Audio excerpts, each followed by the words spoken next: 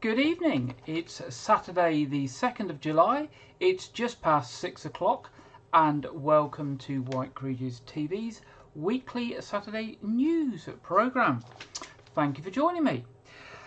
Our first story tonight. Treasure the UK's seaside superheroes this summer. Whoops, where's my picture? That's a good start, isn't it? There we go. Your children can become seaside superheroes this summer. They can join Dorset Wildlife Trust for rock pool rambles, dolphin watching and eco-crabbing during National Marine Weeks, a 2-week summer festival from Sunday the 24th of July to Monday the 8th of August. In celebration of the fascinating, colourful, diverse and often surprising marine wildlife found right here in Dorset. This year, Wildlife Trust UK across the UK are celebrating seaside superheroes to shine a light on the extraordinary sea creatures and plants which are helping to fight the climate change and water pollution or have amazing powers to help them survive. In Dorset, we're very lucky to have the most astonishing marine wildlife, from secretive seahorses, as you can see one there on the screen, and delightful dolphins to colour-changing cuttlefish and rock-licking limpets. To celebrate Marine Week, Dorset Wildlife Trust has planned a series of special events to get families and individuals involved in exploring the seashore and wider marine environment to discover some of the bounty that this habitat has to offer. Now, down this end of Dorset at Chesil Beach, there's going to be a chance to join the Strand Line detectives and to walk along and hunt for wildlife treasures washed in from the sea and to find out what lives in the deeper water. Or you can take a trip on the glass-bottomed Fleet Explorer boat, which makes regular trips around part of the spectacular Fleet Lagoon to explore its incredible underwater wildlife. Now, that's towards the end of July. But to find out more, to find out what it costs, and to book places, just go along to dorsetwildlifetrust.org.uk/events and you will find out more. And just a small credit there for the photograph as taken by Julie Hatcher, who works for Dorset Wildlife Trust in Kimmeridge. So thank you to Julie for that picture. Now, moving on, a group of conscientious litter pickers from Westfield Arts College have been provided with litter pickup equipment by Weymouth Town Council, and there we can see them on the screen. The students have done 2 litter picks along Littermore Road and the Littermore Estate, where they collected around 6 bin bags of litter each time. They plan to do follow-up events every Tuesday up until the end of the school term. The Westfield students said, "We are all proud to be able to keep our community clean and tidy." To support people in the community who want to do litter picks, Weymouth Town Council, in partnership with Litter Free Dorset, provide free litter pick equipment to those who want to organise a community litter pick. Now, Councillor David Harris, who is leader of the council and spokesman on the climate and ecological emergency, said, "Huge thanks to the fantastic role models at Westfield Arts College for arranging these litter picks. Weymouth Town Council is committed to making the town a cleaner and greener place to live, work and visit, and these sorts of events all help towards this shared goal." Now, there are kits available to borrow from the Town Council, including litter picking sticks, high-vis vests, bags and gloves.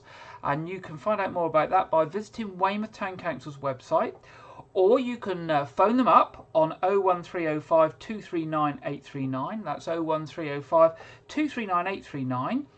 Or you can email them at litterpicking@weymouthtowncouncil.gov.uk. What a wonderful thing to do there, and well done to the children from Westfield Arts College.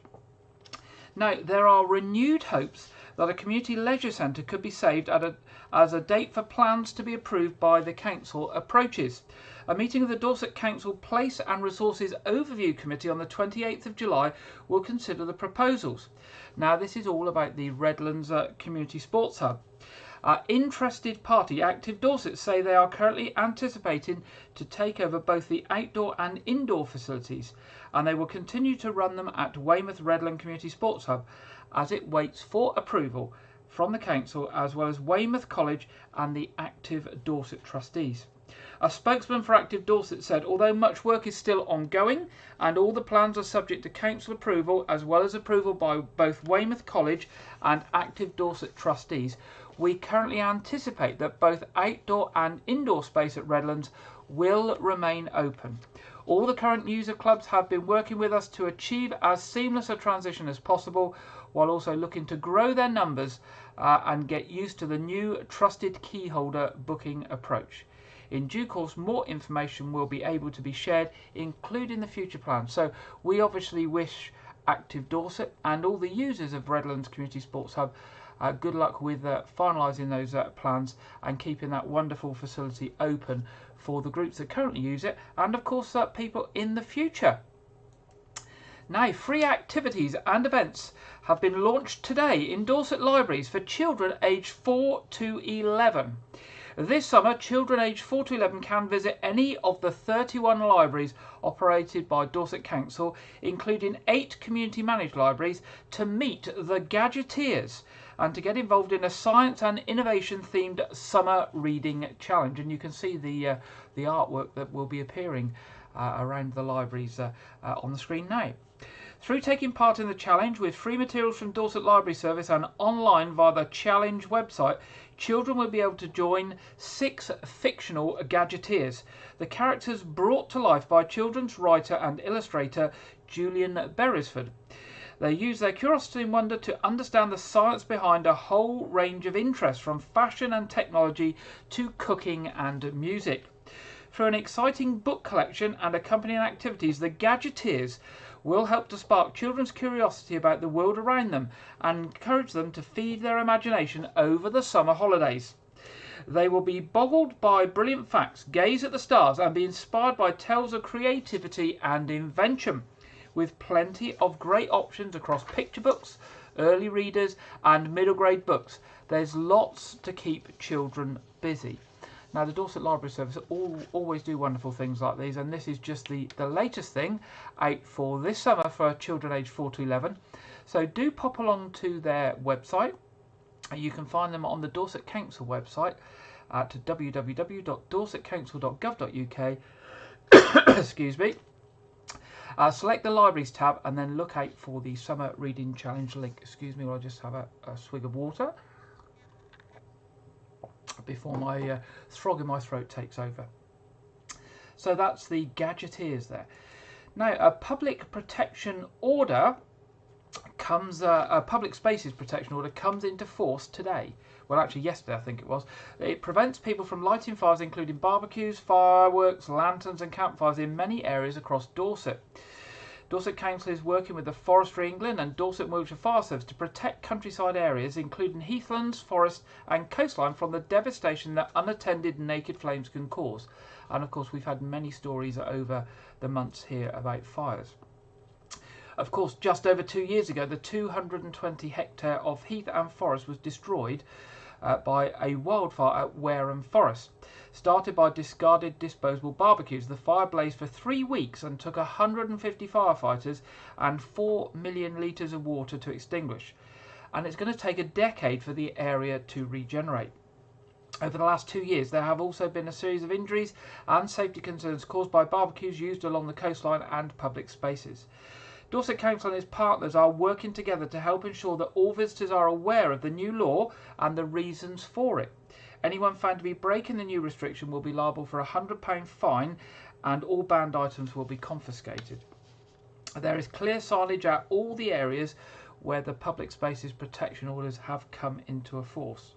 All the agencies are encouraging people to take a picnic, not a barbecue this year, and of course to take their rubbish home. Now, sadly, after this was released, a report came through that Dorset Fire and Rescue Service has basically emphasised how important fire protection orders are following a fire at Stowborough Heath on the 26th of June. Around a hectare of grassland, heath and gorse, was affected by the blaze, which started accidentally when a portable kettle drum barbecue was lit, and the strong winds caused the adjacent hedge to catch light. At the height of the incident, crews from Wareham and Poole, three crews, Swanage, Redhill Park, Westbourne, Springbourne and Wimborne, were all on scene, together with a small 4x4 appliance from Swanage, water carriers from Ringwood and Bridport, a support unit from Hamworthy, and the Unimog, which is a sort of a cross-terrain vehicle, from Wareham. Approximately 50 firefighters committed to this fire. So just what starts as a very small fire obviously grows and takes up a lot of resources and does a lot of damage. After the first of numerous 999 calls were received at 2:21, the nearby A351 near Wareham and Swanage was closed for several hours while the fire was tackled. By 4 p.m. the fire was under control, but crews remained on scene until after midnight, dealing with hotspots and damping down. Now, Group Manager Charlie Pack said, "This incident shows just how careful we need people to be when they're near heathland. The barbecue was only a couple of metres away from the hedgerow, and the strong winds caused the flames to quickly take hold and spread. Our crews did a great job in getting the fire surrounded under control, but there was still been significant damage to the countryside, which could have been avoided with a bit more thought." So there we go, just a story following up on that heathland under the public protection order. Now, Dorset Council's housing service are to get better support to those most in need. People most urgently in need of housing help from Dorset Council are being better prioritised with a new single point of contact and a triage system for housing services. The council is moving away from having a range of different telephone numbers and email addresses based on where people live to just one number and 2 email addresses. The new single number is 01305 221 000, and this is for housing support. From here, people can choose housing register for social housing, homelessness support, or general housing advice. 2 email addresses will exist, one for housing register and one for housing advice and homelessness, and they're all coming in soon. Existing email addresses and phone numbers will be phased out gradually to give people time to get used to the new ones, and all communications to these will still be received and responded to. A new triage team will assess all inquiries for their urgency and allocate them to the right team in order of priority as part of the council's drive to prevent people becoming homeless. People who already have a housing officer should continue to contact them directly, as their number and email won't change. So just a reminder, those numbers, the one single telephone number for all housing issues, 01305 221 000. If you want to contact the Housing Register team for social housing, the email address is Dorset Council Home Choice at dorsetcouncil.gov.uk. So Dorset Council Home Choice at dorsetcouncil.gov.uk. If you're worried about homelessness either for yourself or anyone else, or wanting housing advice, it's the same telephone number, 01305 221 000, but the email address much simpler, housinghelp at dorsetcouncil.gov.uk. housinghelp at dorsetcouncil.gov.uk. Now, Dorset Police detectives investigating an incident involving a man taking hold of a scooter and then taking hold of the arm of a girl in Weymouth are appealing for witnesses or anyone with information to come forward. At 8:08 p.m. on Wednesday the 29th of June, Dorset Police received a report of the incident which occurred in Chickerell Road near East Street in Chickerell. And it was about 20 minutes before the call. It was reported that a man had taken hold of a 12-year-old girl's scooter and then her arm. The girl managed to run away from the scene. She did not sustain any injuries. The man involved is described as aged in his 20s, around 5 feet inches tall and of medium build. He was wearing a black hooded top and blue jeans as well as black gloves. Detective Inspector Dave Horn of Weymouth CID said, "At this time we cannot say for certain what this man's motives were. However, we fully appreciate reports of this nature are likely to cause concern for the local community. I would also ask anyone who was driving in the area around the relevant time and has dash cam fitted to their vehicle, or any residents with home CCTV systems or doorbell cameras, to please check their footage to see if there is anything relevant." Now, staying with Dorset Police, officers investigating a vehicle fire in Weymouth, which is believed to have been started deliberately, are appealing for witnesses or anyone with information to come forward. Dorset Police received a report from the fire service at 12:42 a.m. on Tuesday the 28th of June in relation to a fire involving a black Audi in a car park of the former council office's site at North Quay in Weymouth. That's down by the harbour there. The fire service was called and extinguished the blaze, which left the car severely damaged. Damage was also caused to the surface of the car park. Following liaison with the fire service at the scene, it was established that the cause of the fire was believed to have been deliberate.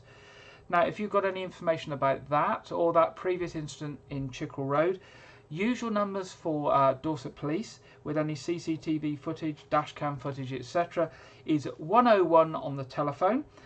Or if you want to give the information anonymously via Crime Stoppers charity on 0800 555 111. Now, the last one from Dorset Police this week is feedback on a previous reported crime, and it's good news. Officers investigating alleged burglary at a church in Weymouth have made an arrest, and this is a story we covered a few weeks ago. It was reported that a number of electrical items were stolen from St Joseph's Church in Staverdale Road on the afternoon of Thursday the 31st of March, and if you remember, there was CCTV released. The items reported taken included a laptop, 10 microphones, 2 speakers and microphone leads. Following inquiries by officers, a 38-year-old man of no fixed abode was arrested on suspicion of burglary. He has been released on police bail as further inquiries are being carried out. So that's good news on that one. Now, a campaign is underway to have a bus route reinstated in South Hill and Radipole area of Weymouth. The area is home to many elderly people, and local people say they are left isolated without public transport into the town centre, shops and other services such as GP practices. South Hill and Radipole is one of the only communities in Weymouth and Portland with no bus service and has been without a regular bus link for almost 10 years.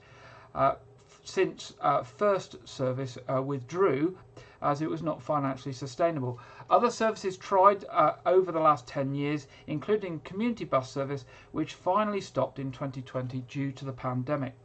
Residents say they need to get a bus back. This comes amid the cost of living crisis, which has seen the price of taxis soar, the rising cost of fuel and an increase in other general living expenses. Now, MP for West Dorset, Chris Loader, is upset. He has condemned the news that the examinating board for OCR has removed works from Dorset writer Thomas Hardy from its syllabus in a desire to make the English literature syllabus more diverse. Now, Mr. Loader is actually challenging that drive about diversity. Mr. Loader has said, the recent attempts to raise some of the greatest literary icons of our history is of grave concern, not just in terms of educating our children, but also for maintaining Dorset's unique cultural heritage that attracts people from all across the world through the literature of Thomas Hardy. The writer, who passed away in Dorset in 1928, is most famous for his novels such as Tessa the d'Urbervilles, Far from the Madding Crowd and Jude the Obscure, many of which were deeply critical of Victorian society and the perceived decline in status of rural people, particularly from Dorset. Mr. Loader continued, while Hardy appears to have been sidelined in the name of diversity, it is important to note that Thomas Hardy himself had to climb a mountain from being a son of a rural builder who could not afford a university education to eventually becoming an Order of Merit who now lies in Westminster Abbey, buried amongst kings and the finest poets of history. He confronted social taboos, gave strong voices and stories to marginalised groups, and he challenged the conditions of the poorest in society through his work, often incurring the wrath of the establishment. He did at least as much, if not more, for social justice in this country during his time than many of those progressive initiatives today. Well, there we go. Well said there and well outspoken by Chris Loader, MP for West Dorset. Now, Weymouth Town Council will host 3 spectacular firework displays over Weymouth seafront in August.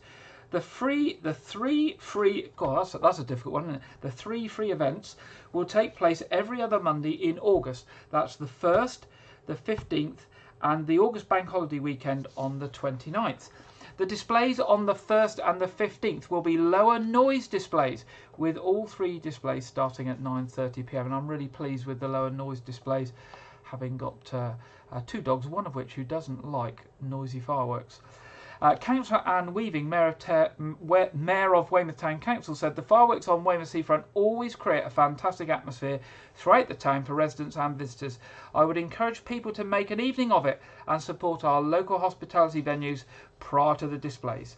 I'm also glad that we will be able to hold 2 lower noise displays after the successful trial of these displays last summer. This will mean that more people are able to enjoy our firework displays. The summer firework displays will be provided by Cyrotechnics, with additional operational support from Masterplan Offshore and Weymouth Harbour. Now, to see information about those and other events from Weymouth Town Council, pop along to their website, www.weymouthtownCouncil.gov.uk/events. Now, finally, in our headlines tonight, with summer on its way, Dorset Police are asking everyone to have fun, drink responsibly, and plan to get home safely. The National Drink and Drug Drive summer campaign started yesterday and runs throughout July and August. While Dorset Police proactively targets drink and drug drivers throughout the year, this summer operational staff will be actively targeting those drinking while under the influence of drink or drugs through dedicated patrols and intelligence-led proactive policing to ensure those who get behind the wheel after drinking or taking drugs are dealt with robustly.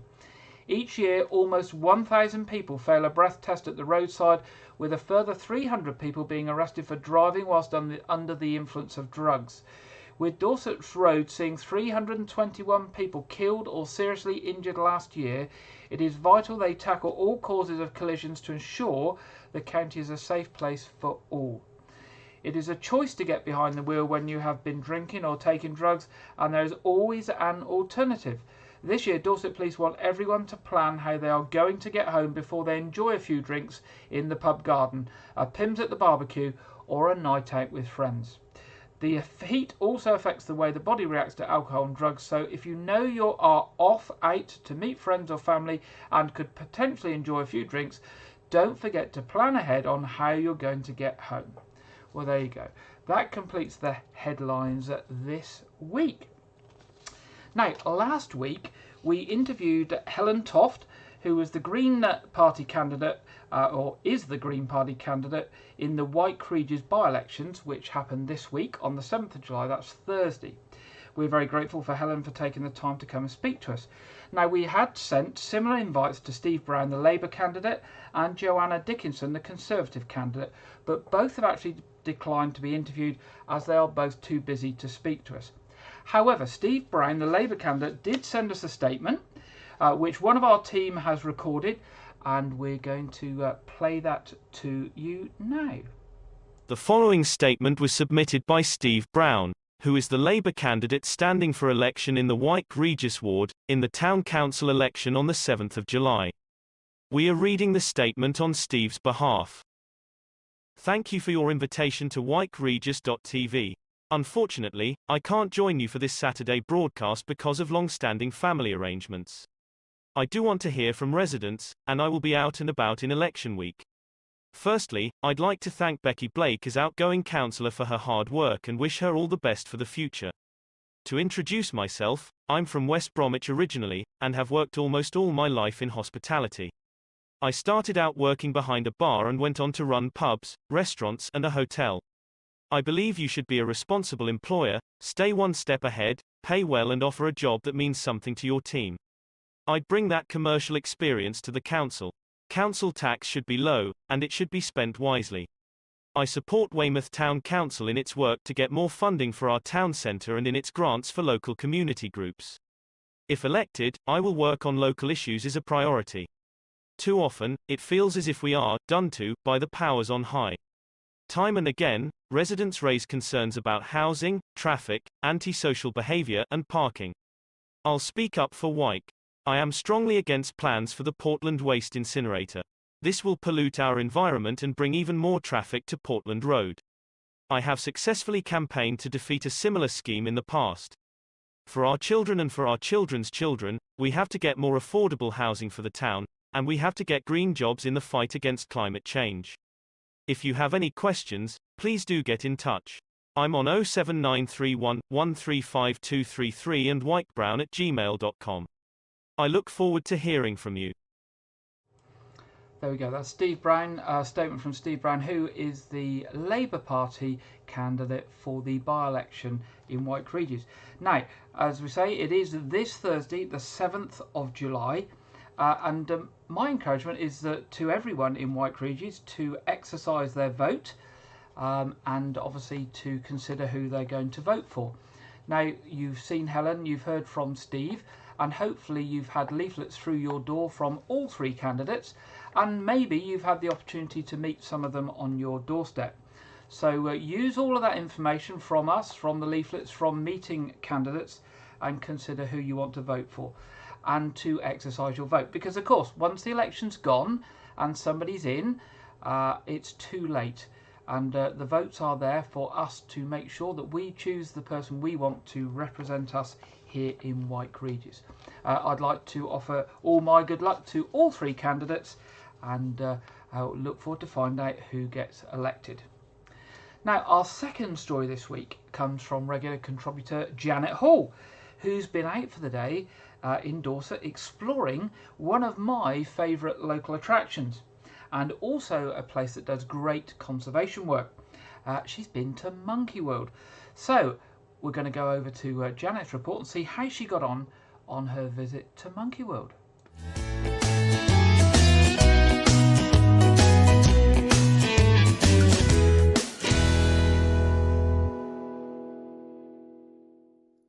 When, like me, you have a 5-year-old in your class at school and he tells you about his orangutan, you might be forgiven for wondering whether this was make-believe. In this case, however, it was absolutely true. The child in question was the son of Jeremy Keeling, co-founder with Jim Cronin of Monkey World in 1987. The orangutan was Amy, who was probably unaware that she was an orangutan, since she had been raised by Jeremy and looked upon him as a mother. Perhaps, as he put it himself, a rather odd-looking, gruff mother, but a mother nonetheless. Monkey World's opening day didn't go very well. Most of the monkeys had been rescued from laboratories and they were hesitant about exploring their vast new enclosures. There was little to see. Suddenly Jeremy had an idea and he rushed over to Amy and took her by the hand, and she jumped up on his chest. And when they came across the first visitors, the reaction was instant. Eyes lit up. Children smiled. Amy was a huge hit. Recently, some of us went to Monkey World, and Amy is still there. Now 39 years old, she has been at Monkey World since the park opened in 1987. In 1997, she gave birth to Gordon, who she still lives with, and is the most dominant female in the group. Amy is a clever orangutan who is very food motivated, hence her size. Monkey World was set up in 1987 by Jim Cronin to provide abused Spanish beach chimps with a permanent stable home. In Spain, they're dressed up in human clothes and worked in tourists' offices, often for about 16 hours per day as a photographer's prop. When the chimpanzees reach 4 or 5 years of age, they become uncontrollable and are usually killed in order to be replaced by a new baby chimp. Some photographers will try and control their chimps by beating them and pulling their teeth out, or putting them on drugs. Monkey World, in cooperation with Spanish authorities, confiscates all known beach chimpanzees. New arrivals are given a full medical check, and such examinations often reveal serious injuries, such as machete wounds and broken bones. At Monkey World, they rehabilitate the chimpanzees into large social groups, but they keep the females on birth control. This doesn't always work, as in the case of Jess. And during 2005, she gave birth to baby Rodders. I remember visiting Monkey World that summer and seeing baby Rodders. My godson, who was only 3 then, adopted him. He would be very surprised to see him now. Sadly, on March the 17th, 2007, Jim Cronin died. In his loving memory, the Jim Cronin Memorial Fund has been established to continue Jim's legacy and support primate welfare and conservation around the world. This lovely memorial can be seen in the grounds.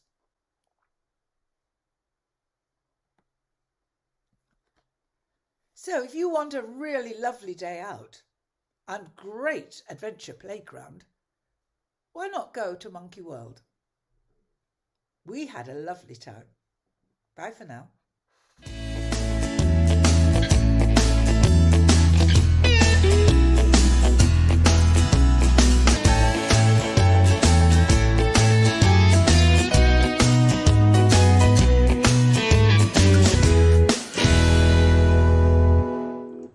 Thank you, Janet, there about Monkey World, Jim Cronin, and the wonderful work that they do there, rescuing chimps and other small monkeys from mistreatment elsewhere in the world. Well worth a visit. It's a great place. Now, our third story this week is about mental health, which is obviously a very important subject. And something that unfortunately lots of people do suffer with at some stage in their life, one way or another. Now, there's a very important consultation underway on mental health, and it's going to shape the way that mental health services are considered and provided over the next 10 years.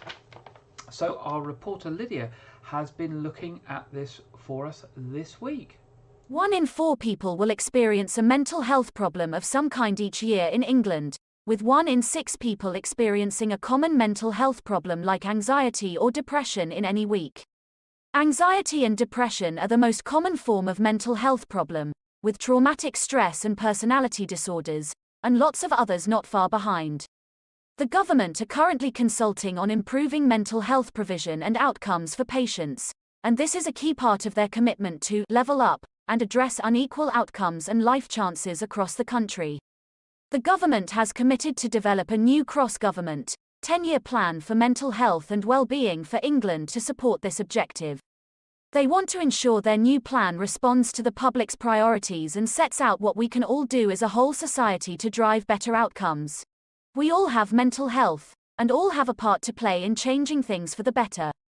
They recently published a discussion paper and are asking the public a range of questions to help develop the new plan. Some of the questions are: how can we all prevent the onset of mental ill health? How can we all intervene earlier when people need support with their mental health?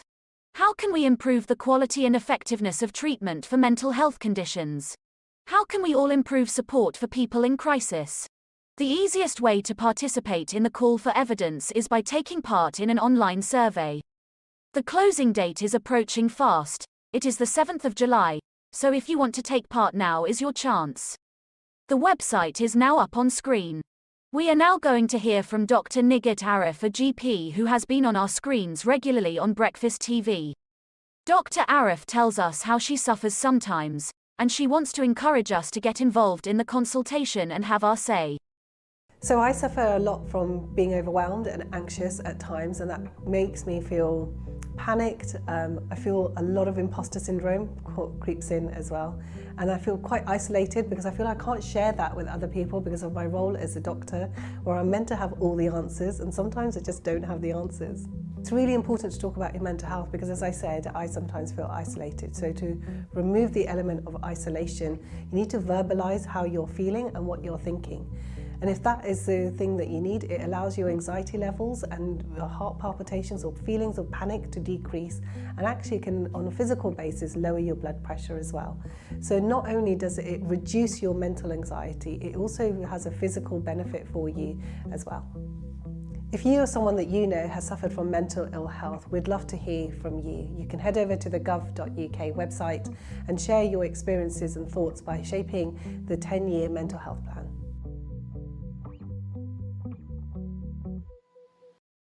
So there we go. Thank you to Lydia and Dr. Arif. And that website, it's gov.uk/talk-mental-health. And that consultation closes this week on the 7th of July. So obviously the government relies on input from people who either experience mental health or look after people who suffer from mental health. So it's your opportunity to input some information that will help them make their choices for the plans for the next 10 years.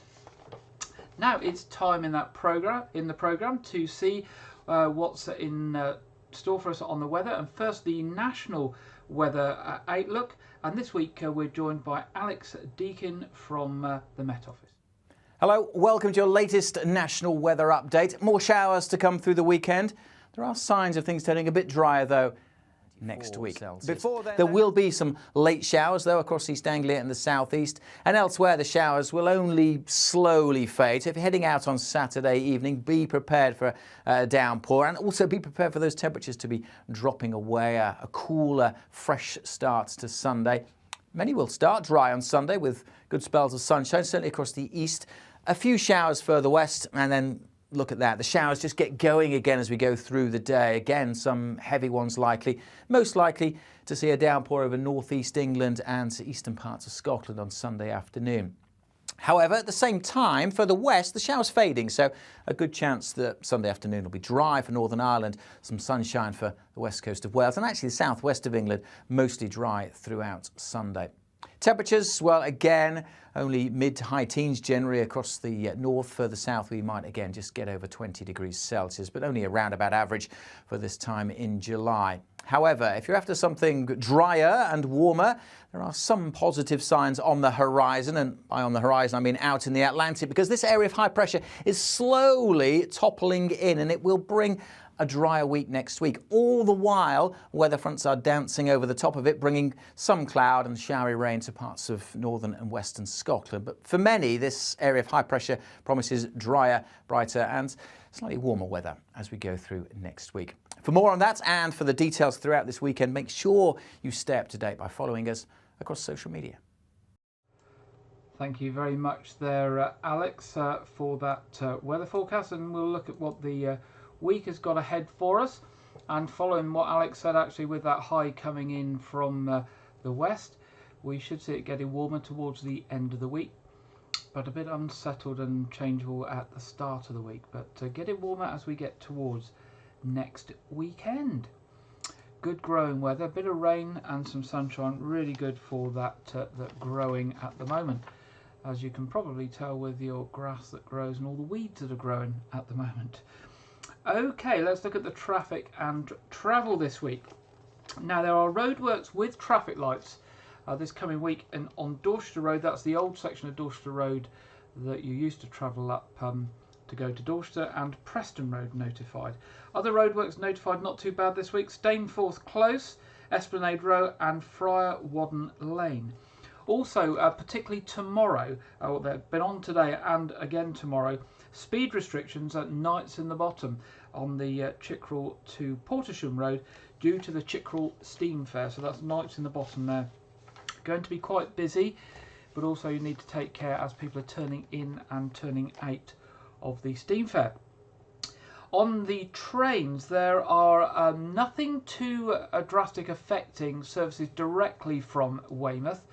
Although if you are travelling further afield on the GWR network, there are quite a few bus replacement services further up the line, so just be wary if you are taking a journey on GWR and you're going further afield. Now, moving to what's on. First of all, looking at Weymouth Pavilion. 7th of July, Beyond the Barricade. 8th of July, Rhythm of the Dance. 10th of July, comedian Sarah Millican. 17th of July, Magic of the Beatles. 22nd of July, The Magic of Dean. 29th of July, The Zoots, The Sounds of the 70s. 30th of July, Something Girls Don't Cry. I think I've written that down wrong, but it's Something Girls Don't Cry. 31st of July, Take That, Greatest Hits by the Retell That. Box office is online at weymouthpavilion.com, and you can see all the events and book tickets online, or you can phone on 01305 783 225. Now, the Knowth Fort, the Royal Memorabilia exhibition, is still going on to the 15th of July.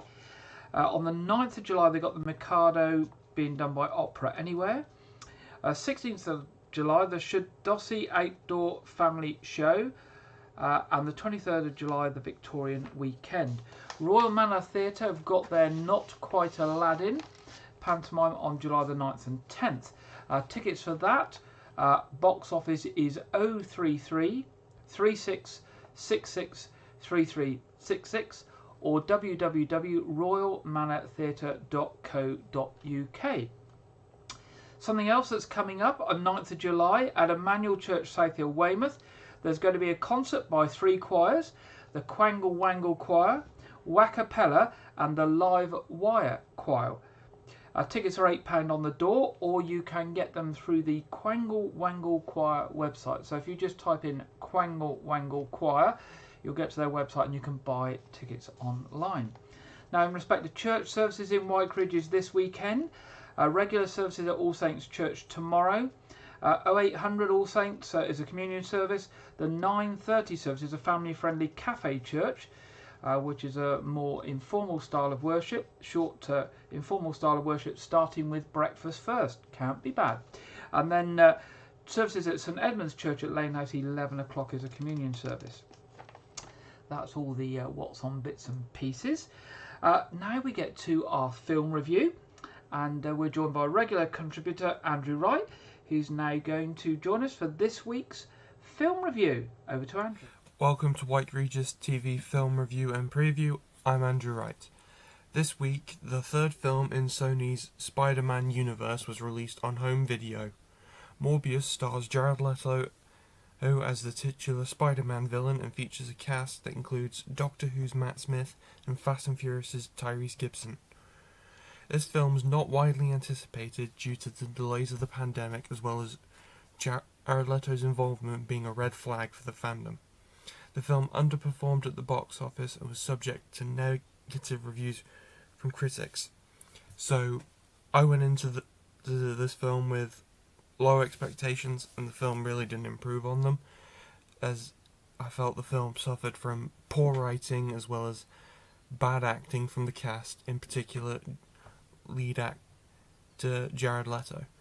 But on the bright side, the film does feature decent cinematography and special effects, even though they're not perfect. So I give the film 1.5 stars out of 5.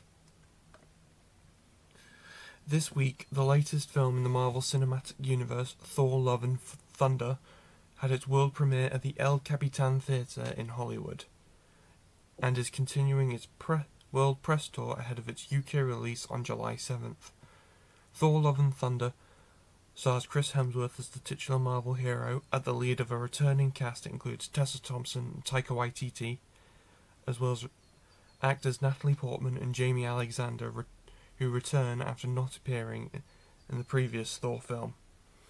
The film also stars fan favourite Batman actor Christian Bale, as well as the villain Gore the God Butcher, as well as Russell Crowe as the Greek god Zeus, as well as the Marvel superhero team, the Guardians of the Galaxy, with Chris Pratt, Dave Bautista, Bradley Cooper, Vin Diesel and Karen Gillan reprising their roles from the James Gunn and Avenger films. The film also features the return of New Zealand indie film director Taika Waititi, who directed 2017's Thor Ragnarok and received great acclaim from the fans and other directors for his efforts. In between the two Thor films, Waititi acted in the popular action movie Free Guy and received an Oscar for his film Jojo Rabbit. Thor: Love and Thunder is unique in that Thor is the first Marvel hero to receive 4 solo films. Thor: Love and Thunder comes to UK cinemas next week. This weekend, the final 2 episodes of Netflix's Stranger Things 4th season will be released after the first 7 episodes were released at the end of May.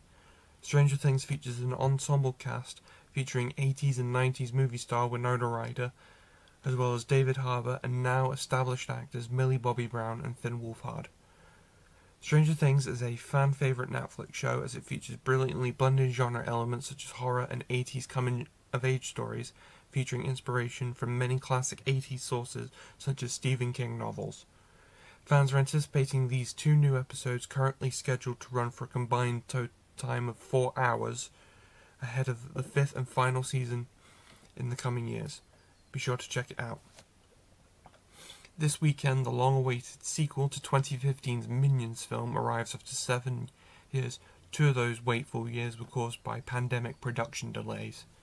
The Minions: The Rise of Gru features the return of Steve Carell's Gru, returning from the Despicable Me movies, and is centred on the character's origin story and how he came to work with the titular Minions, who have made an impact on kids and animated cinema. Minions: The Rise of Gru currently sits as having mixed positive reviews from critics, but I expect families are going to enjoy this film. I'm going to start introducing a new segment from this week, somewhat called Weekend Movie Pick. Here I'm going to suggest a movie a week that you could either watch with a whole family on a lazy Sunday afternoon, or just a film to watch because it's worth watching. My film pick this week is Disney Pixar's Inside Out, an emotional story about the emotions of an 11-year-old girl who is forced to make a big life change when her parents move her from Minnesota to San Francisco. I highly recommend if you're a Pixar fan or enjoy animated films that have an emotional story at their core. That's all I have for this week, but be sure to check back next week where I will preview the new Thor film as well as reviewing Minions: The Rise of Gru. Now back to Gary in the studio. Thanks very much there, Andrew. And I was watching Minions being actually previewed on BBC Breakfast early this morning on the film review, and the two presenters were having a real good time, found it really, really funny, so I think that will be a very good family watch, so one to look out for in the future. Well, that brings us to the end of another Saturday evening programme. They come around very quick, and when they get here they go very quick as well. Now, if you want to contact myself, Janet or Andrew or any other member of the team with any news, views, any events you're organising or anything else, the email address as ever is news@wykeregis.tv, and we would love to hear from you. Other things happening tonight, our quiz will be on at 7:30, our family friendly quiz, free to everyone. Everybody is welcome to join. That will start at 7:30. The stream will go live at 7:15, so people can connect up and get comfortable. And I'm hopeful that by Friday, the next version of A Year Gardening, the early July edition, will be available from Clive Gray. Still working on it and doing the editing at the moment, but we're hopeful that that will be ready before Friday, and we hope to put that out Friday night at 7 and repeated next Sunday at 4. So watch out for our social media feeds to check whether that is available. And that's really it for this week. Back again next Saturday, 6 o'clock, live with you. Thank you for joining us. Have an enjoyable rest of this weekend and the week ahead, and I look forward to being with you again 6 o'clock next Saturday. Good night.